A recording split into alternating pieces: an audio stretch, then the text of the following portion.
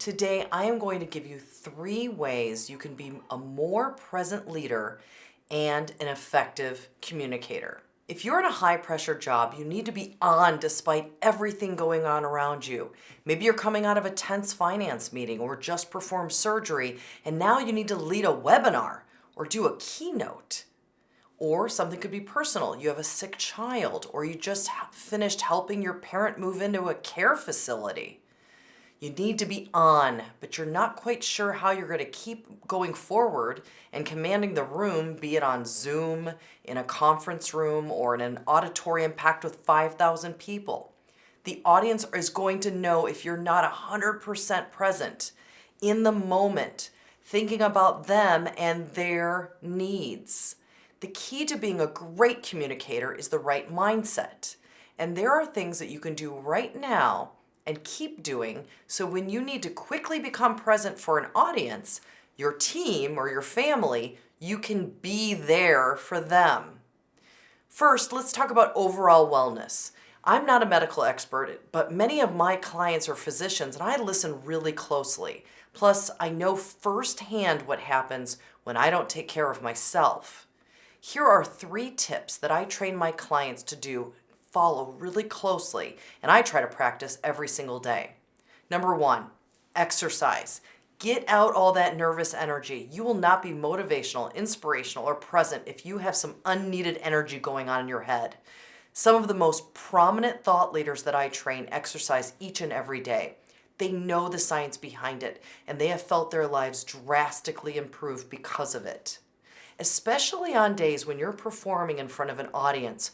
Walk your dog, hit the Peloton, do yoga. It doesn't have to be a 45-minute HIIT class. It just has to be something that gets out all that extra anxious energy every morning.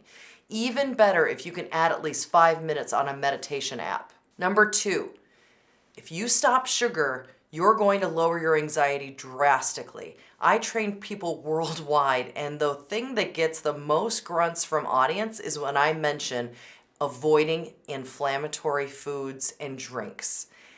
My audiences just can't handle it. Some of the most successful people, though, I work with change their lifestyles and they avoid sugar, and now they perform at a much higher level.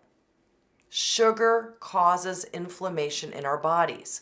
More inflammation leads to more anxiety and a host of other issues like dementia.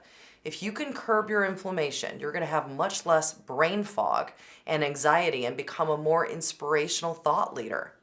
If you're anxious about world events or something going on in your personal life right now, it is way more important to cut out inflammatory foods and drinks right now. Try it. It works. Number 3, breathe. Slow down and make others less anxious. Sometimes we breathe more rapidly when we're nervous, making our audiences really anxious. If we relax, change our mindset, we put our audiences at ease, and they're more likely to trust our information.